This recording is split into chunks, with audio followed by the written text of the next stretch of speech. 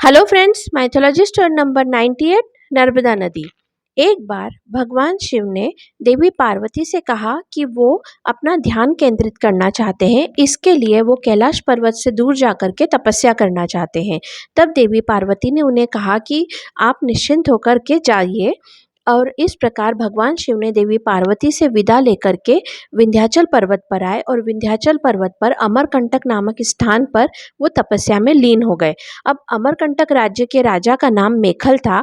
तो जो राजा मेखल है, जब उन्हें पता चला कि भगवान शिव तपस्या करने के लिए उनके ही उस स्थान पे पधारे हैं, तो उन्होंने इस बात का निश्चिंत किया कि भाई भगवान शिव की एकांत में कोई भी विघ्न ना पड़े और भगवान शिव अपनी तपस्या शांतिपूर्ण तरीके से पूर्ण करें।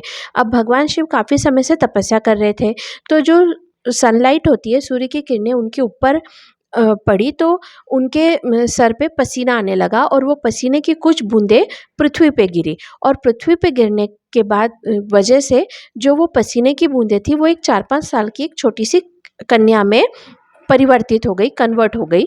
तो अब वो उस कन्या ने अपने चारों तरफ देखा, जहाँ उसे कोई भी नज़र नहीं आया भगवान शिव के अलावा। तो वो कन्या भी भगवान शिव के सामने उन्हीं की तपस्या में लीन हो गई। अब जब भगवान शिव की तपस्या पूर्ण हुई और उन्होंने अपनी आँखें खोली, तो उन्हें अपने सामने एक 4-5 साल की छोटी-सी कन्या दिखी। और भगवान शिव जो अंतर्यामी हैं, वो तो उस कन्या को देख के समझ गए कि इसका जन्म कैसे हुआ। तो भगवान शिव ने बहुत ही प्रेम से उस कन्या से कहा कि पुत्री, अब अपने ध्यान से बाहर निकलो। अब भगवान शिव ने उस कन्या से कहा कि पुत्री, तुम्हारा जन्म मुझसे हुआ है, इसलिए मैं तुम्हारा पिता हूँ और तुम मेरी पुत्री हो। और मैं तुम्हारा नाम नर्मदा रखता हूँ।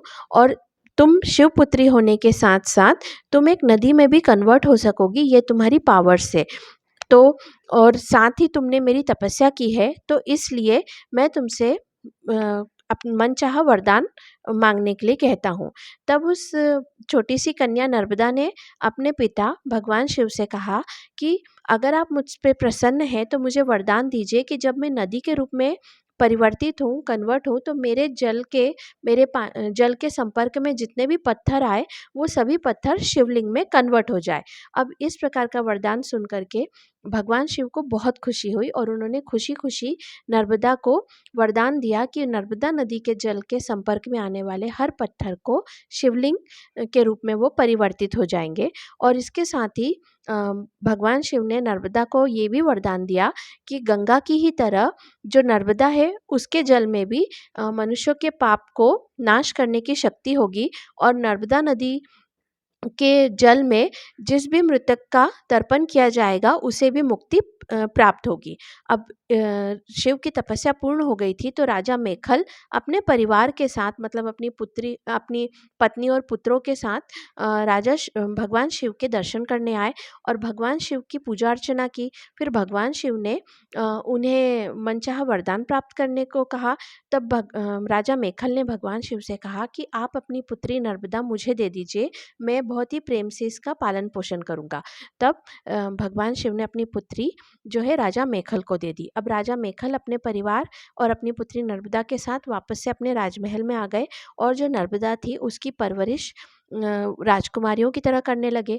अब जो नर्मदा थी, वो छोटी थी और उसकी बहुत सारी दासियाँ थी। तो उन्हीं दासियों की एक पुत्री थी जिसका नाम जूहिला था, जिसकी उम्र भी नर्मदा के ही बराबर थी। अब वो जूहिला थी, वो भी नर्मदा की दासी थी, लेकिन उन दोनों की एज सेम थी, वो हम उम्र थी और इसीलिए वो दोनों बहुत अच्छी फ्रेंड बन गई।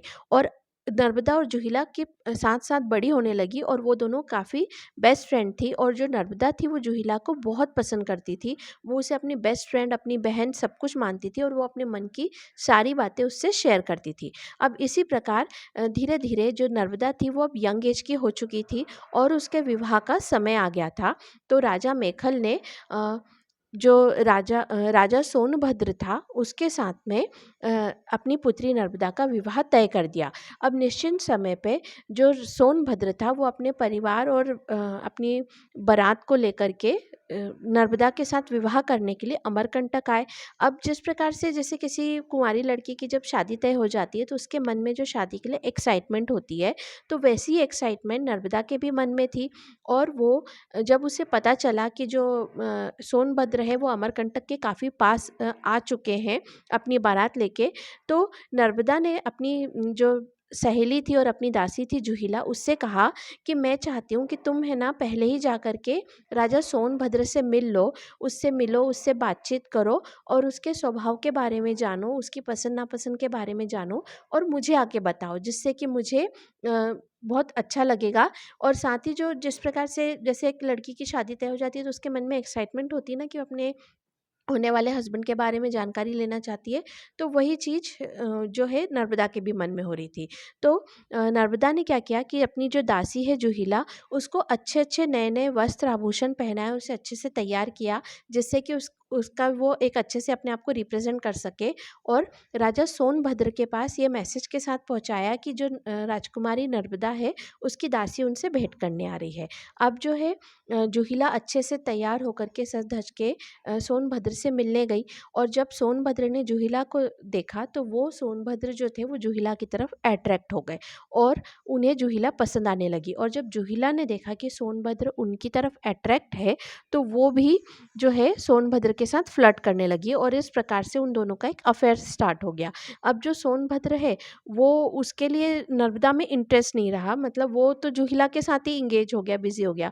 अब जब जो है सोनभद्र की कोई खबर नहीं आई, काफ़ी समय हो गया जूहिला नहीं आई, तो जो नर्मदा है वो जो है अपनी सहेली को देखने के लिए और ये जानने के लिए कि क्या बात है जो जूहिला की तरफ से कोई मैसेज नहीं आ रहा है, वो सोनभद्र के जो है पास पहुँची। तो उन्होंने देखा कि उन दोनों का तो आपस में अफेयर चल रहा है, मतलब एक प्रकार से उन्हें रंगे हाथों पकड़ लिया। अब ये देख कर के नर्मदा को बहुत गुस्सा आया, क्योंकि एक तरफ उसकी बेस्ट फ्रेंड थी जिसे वो अपनी बहन के समान मानती थी और एक तरफ उसका होने वाला हस्बैंड था, और उन दोनों ने मिल कर के जो है नर्मदा को बहुत बड़ा धोखा दिया था। और इस बात से नर्मदा को बहुत ज़्यादा गुस्सा आया और नर्मदा जो है वो गुस्से में उसी स्थान पे गई जहाँ पर उसका जन्म हुआ था, और उस स्थान पे जा कर के उन नर्मदा ने अपने आप को एक नदी के रूप में कन्वर्ट कर दिया। और वो आम नदियों की जो विपरीत दिशा है, मतलब जैसे नदियाँ जो है वो पूर्व से पश्चिम दिशा की ओर बहती है, लेकिन नर्मदा जो है वो बहुत क्रोध में थी, इसलिए वो पश्चिम से पूर्व दिशा की तरफ बहते हुए ऑपोजिट डायरेक्शन में और भयंकर गर्जना के साथ एकदम उस नदी ने नर्मदा नदी ने अपना प्रवाह शुरू कर दिया। और नर्मदा नदी का प्रवाह इतना ज़्यादा तेज़ था और इतना फ़ोर्सफुल था कि उसके सामने जो भी आता था वो सब कुछ डिस्ट्रॉय करते हुए बहने लगी। अब जो है सोनभद्र जो है उसके जो ये धोखा था इसके बारे में सबको पता चल गया और ऑफ कोर्स शादी तो कैंसल हो गई थी। अब सोनभद्र जो है वो जूहिला के साथ अफ़ेयर में थे। अब कुछ समय जब जूहिला के साथ सोनभद्र ने बिताया तो सोनभद्र को रियलाइज़ हुआ, क्योंकि देखो रानी रानी होती है और दासी दासी होती है। तो जो दासी होती है उसके अंदर रानियों वाले कोई भी गुण और संस्कार नहीं होते, वो दासियों के समान थी। तो उसे जब कुछ समय के बाद जब उसका अफेयर का थोड़ा टाइम बीत गया तो सोनभद्र को जूहिला के अंदर की वो सब दिखने लगी कि वो एक दासी के समान है, वो रानियों के समान कभी हो नहीं सकती। और जो नर्मदा है, पहली बात तो वो एक राजकुमारी थी और दूसरी बात वो एक शिवपुत्री थी, तो उसके गुणों के आगे जूहिला के गुण उतने थे नहीं। तो सोनभद्र को अब अपनी गलती का रियलाइज़ हो गया था कि उसने ज़रा से अट्रैक्शन के चक्कर में एक अच्छी लड़की से अपने रिश्ता तोड़ दिया और एक दासी के चक्कर में अपने राजकुमारी को के साथ उसने अपना रिश्ता खराब कर लिया। तो सोनभद्र जो था उसने जूहिला का त्याग कर दिया और वो वापस से नर्मदा नदी को मनाने के लिए, उनसे रिक्वेस्ट करने के लिए और उनसे माफ़ी मांगने के लिए नर्मदा के पास गए, जहाँ पर उन्होंने नर्मदा को मनाने की काफ़ी कोशिश की। लेकिन अब जो है नर्मदा इतनी ज़्यादा क्रोध में थी और उसे जो धोखा मिला था उसके बाद में नर्मदा ने सोनभद्र को कभी माफ़ नहीं किया और उनके साथ में दोबारा कभी कोई रिश्ता कायम नहीं किया। और इसके साथ ही नर्मदा नदी ने आजीवन कुंवारी रहने का निश्चय किया और इसीलिए नर्मदा नदी को कुंवारी नदी भी कहा जाता है। और सोनभद्र की सारी कोशिशें नाकाम रही, क्योंकि सोनभद्र के मनाने के बाद में भी नर्मदा ने उन्हें माफ़ नहीं किया। और इस प्रकार से जो है नर्मदा नदी आज भी जो है हमारे आज भी जो है प्रवाहित होती है और नर्मदा नदी का विवाह आज भी नहीं हुआ है। और इसके साथ ही हम एक बात मैं और बताना चाहती हूँ कि जो ये है नर्मदा नदी जो है और गंगा नदी जो है, तो अगर इनके आपस के रिश्ते की बात की जाए तो गंगा नदी नर्मदा की मौसी लगती है। और ऐसा माना जाता है कि साल में एक बार जो है देवी गंगा जो है वो नर्मदा नदी से मिलने के लिए उनके पास आती है। और जब गंगा नदी नर्मदा नदी से मिलती है तो जो गंगा नदी के अंदर की जो अशुद्धियाँ होती है, जो लोगों के पाप धोने की वजह से जो नदी अशुद्ध हो जाती है, तो नर्मदा जल को स्पर्श करने से गंगा जल जो है वो प्योर हो जाता है, पवित्र हो जाता है। तो ऐसा मान्यता है कि साल में एक बार गंगा नदी नर्मदा नदी से मिलने के लिए ज़रूर आती है। तो ये थी नर्मदा नदी की पूरी स्टोरी। अब ये वीडियो हम यहीं एंड करते हैं, मिलते हैं नेक्स्ट वीडियो में। Okay bye.